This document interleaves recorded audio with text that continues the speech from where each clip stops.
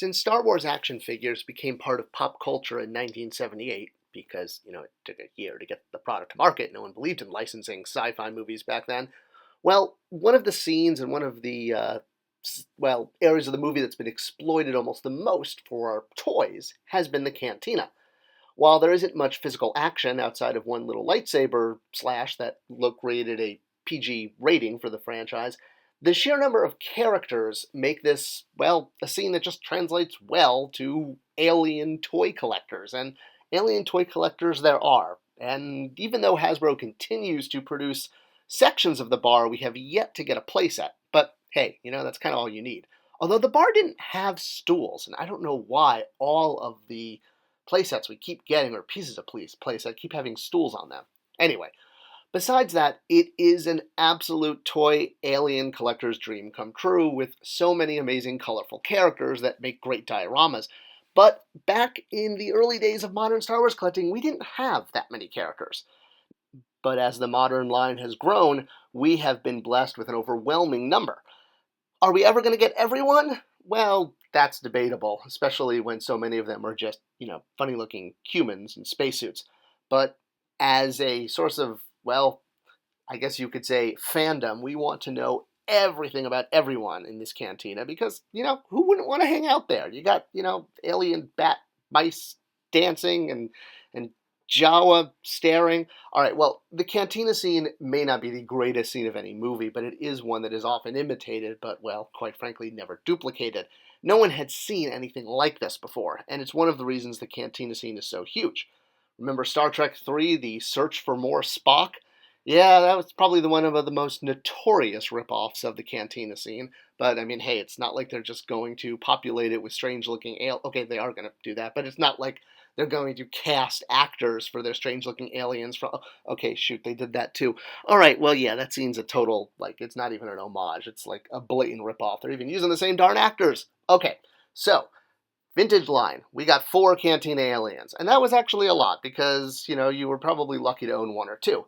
As the line continued and we got introduced to more aliens like the bounty hunters from Empire and, more importantly for alien lovers, the Jabba Palace set from Return of the Jedi, our alien shelf was going to continue to grow. But it was a very slow trickle in the beginning, especially for when Power of the Force 2 hit, because while there's a huge number of characters, they're all background characters. They don't speak. They just, you're lucky if they look. And trying to remember every moment and capture it in toy form. Everyone remembers that moment, right, with Snaggletooth taking on Obi-Wan. And what about that time that giant insect monster attacked the bartender? All right, well, maybe not every moment works for an action scene recreation, but just because of the variety, we tend to, okay, what am I kidding? It's almost always Ponda Baba, Dr. Evazan, and Obi-Wan. It's the only action moment, and that's what works for toys, action moments. Well, we were going to get more than just an action moment, and our very first Cantina Alien, I guess you could say, party in a box. Okay, you didn't get all those guys. Somebody shoved some more aliens in there. But we did get 3 more. And that meant we were going deep. We were going deeper than we'd really ever been before. The vintage line only having 4, and even at this point, Power of the Force 2 only had a handful. Sure, we got Muff, Tack, and Cabe. They were not a retail release. They were online. And while they absolutely count as figures, the fact that they weren't distributed retail sort of, it struck the whole chord that obscure characters don't really sell well at retail because you need kids buying it, so we're going to release this as more of an adult collector toy online. Versus the aliens that got released at retail were either more, shall we say, I guess, greater amount of screen time, like Greedo, but more so, these were the characters that were released in the retro line. Now it's called, I guess, the original line. The vintage line, I don't know, the one from the 80s. So yes, what was Greedo, Hammerhead, and Walrus Man now got appropriate names. We were treated to a Cantina band member, otherwise known as... actually, there's 7 of them, and, Figure Dan is just the leader. But let's just say it's Figure Dan. He came with 5 different instruments to make 7 different members. What can I say? So while not the most action-oriented, at least the Cantina band members, through sheer amount of screen time, captured a lot of people's memories. Now, we did get 1 sort of non-vintage line, a lot of screen time figure in Power of the Force 2, and that was our Wolfman. But when we got to the Cantina Alien 3-pack, well, not only were we going to complete the vintage set, but we were going to go deeper than any Star Wars toy line had gone before. So as I said previously, as kids, we had Hammerhead, Snaggletooth, Greedo, and Walrus Man because, well, back then, no one knew that we were going to come up with bios for everybody's tunic. Now, this set was released at the time when Episode 1 was in pre-production, so it was tied into the Episode 1 sort of pre-hype merchandising campaign, which included things like the mail-away Mace Windu figure, which we will be getting to soon, since oddly I consider him a classic trilogy figure. We'll get into that. But it also came out paired with another cinema scene, which was the Jedi Spirits pack, which we covered in one of the previous episodes. Unlike that pack, which could clearly be tied to Anakin, Obi-Wan, and Yoda in the prequels, the tie-in for this one was Mos Eisley, Mos Espa. Yeah, 2 cities on Tatooine. Why not? So you didn't even get a character's image, you just got the cities as the connection. But hey, anything to tie the original trilogy and the new one together for marketing made sense. And this pack was going to give us our final modern take on the vintage or retro original Kenner aliens, which was Snaggletooth. Now, I made a whole video about this, and I definitely recommend it. It's actually one of my more popular, I guess, well-watched videos. And it explains how this character that we had as a kid was actually not in the movie. It's complicated. I'm not going to get into that here. Anyway, that's what the other video is for. I'll link it at the end of this.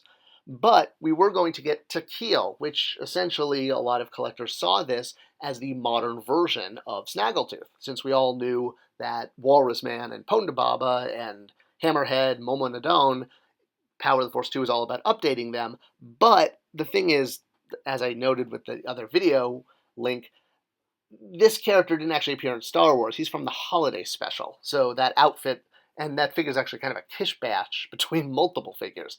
We would get other versions of this character, plural, as well as different named versions. And believe me, it gives you a headache trying to figure out the proper name for this character. Definitely in the movie, right there next to Han when Obi-Wan comes over and seen walking around Mos Eisley. But there are actually 2 of this species. They're called Snivians. They also appear in Clone Wars and in Rebels and all sorts of the animated. And in Jabba's palace, actually, about the sail barge. There's one of them walking around. So exactly which one is Tequil and which one is Snaggletooth or Zutton, again, go watch. I did a whole video just trying to explain it, and I think we actually got to the bottom of it. But you should note, you can see in this photo in the very center and then all the way to the right, there are 2. One has more of a hunchback. One wears a sort of a scarfy escar, like, kind of thing around his neck. So neither of those are the vintage figure because, well, this outfit was a kit bash of multiple things, including the designer's logo on his belt. He's called Tequil, at least this image is called Tequil in the Decipher game, so that's probably good enough for most collectors, and that's what the character is named on the package, and that's this character. So, yeah, in the movie, clearly, and does it work as a modern version of Snaggletooth? For the most part, yes, because at this point in collecting, people hadn't really dove in so deep and realized the whole holiday special-ish of Snaggletooth. So, hey, if you want this character who is technically Zutton, they made that as well. It came out in Power of the Jedi, and we're going to be getting to that sooner than later. So, again, go check out the video. It's quite interesting, and he's the only character in the entire original line that's not in the movie. Crazy, right? I think all those characters would have shown up. All right, let's move on to the next guy in this 3-pack, and that is Mr. Devil himself, Beelzebub. Okay, it's not Beelzebub, but it is, well, it's not the robot devil either. It's not even a devil. It's just a guy with horns on his head. Why can't aliens have that? All right, so let's dive in here. There's a reason why this figure probably, or character never got a figure. He does look like a devil hanging out in the cantina. And back in the 80s, there was a lot of pressure on parents, spurred on a lot by Phil Phillips. We'll get into that in another video sometime, about how toys were being said to lead children astray into satanic worship. It's been covered in quite a few YouTube videos. I'm sure I'll get to it eventually. But because of this, any character that, could even remotely be interpreted this, especially when you have so many to choose from, well, you're probably not going to turn to that in the 80s. Now, it's also important to note, for the Cantina, you had 2 sets. You had the Cantina Aliens that were reshoots, like, well, all of these masks, basically anything that was shown in close-up. These were all done by Rick Barker. And it was essentially because George Lucas felt that the on-set characters just weren't cool enough. Well, ironically, the masks that were added to this collection that Rick Baker did, and incidentally, the name of this character is not Devil Guy, it's Labria, and that comes from the Mos Eisley Cantina Adventure set from the West End games. But the origins of this figure, it's ironic that George Lucas wanted to diversify, and in his request to do so, Rick Baker essentially brought back a bunch of old masks, one in particular that was created in 1970 for I Was a Teenage Vampire, not this actual one. That one was a pitch that never got made, but I found an image of a similar titled video. Probably that one might be just as crazy. So the mask, while originally created for this and was created as a devil mask, later got reused again in 1974 in one of Bob Burns' Hollywood Halloween episodes, in particular, The Thing in the Attic. So it had a bit of use before and was used as a devil character, so that's why he looks like the devil. Now, there's been some attempts to preserve the mask, but, these things weren't made to last forever, if you will. But an action figure will, or at least it'll last longer probably than a rubber mask. And we all know that the sort of satanic toy craze from the 80s has gone away. We were able to get a character that, well, represents this Cantina Alien. He got a better paint job and a much more screen-accurate paint job. I like Paint Bob, though. Paint job in the Saga collection, which is interesting to note how sort of off color or off reference the original release was in this 3-pack. Maybe it was because painting the skin more, reddish made him closer to looking like a devil, and giving him orange or sort of yellowish skin, well, it sort of made him look more alien-y. He was not one of the aliens that was there on set, so he was a part of the reshoot group. The other 2 figures in the set, though, were there on set, and you can tell because they're in the wide shots. One of them, Nubrian Leeds, one of my absolute favorite because, well, I loved kind of steampunky aliens and face masks, and we never had this character as kids. He probably would have made a great figure with the 4 arms there. It would have been unlike anything else we really had. So we finally got our 4-armed face mask, gas mask, cone-headed alien space jockey. Yeah, I mean, he just looks very Star Wars. Even when you see, the behind the scenes footage, and you realize that those other arms are just laying at his side, and they clearly don't have, not even movable. So yeah, the mask, much like Labria's mask, doesn't exactly hold up over time. They weren't really designed for this. No one knew at the time Star Wars was going to be this cultural phenomenon. Well, maybe George did, but this character did notably have a moment of screen time. He's there when the bartender is pointing out the droids and telling them to get the heck out. So hey, turning around and facing the camera got you an action figure, and apparently a re-release, much like the Labria figure in more screen accurate colors. Nubrian Leeds got re-released along Cabe for reasons, also in a better, more screen accurate paint job, and this tends to be the one most collectors put in their Cantina diorama. So yeah, at this point, this 3-pack, while it was revolutionary, 2 of the figures wound up getting replaced later on. But hey, we were going to get a lot more Cantina. This really did open it up, and the next big one would be the cardboard cutout playset coming quickly down the pipe, even though the character it came with wasn't actually in the Cantina. And then, of course, the bartender, because you can't have a bar without a, bartender.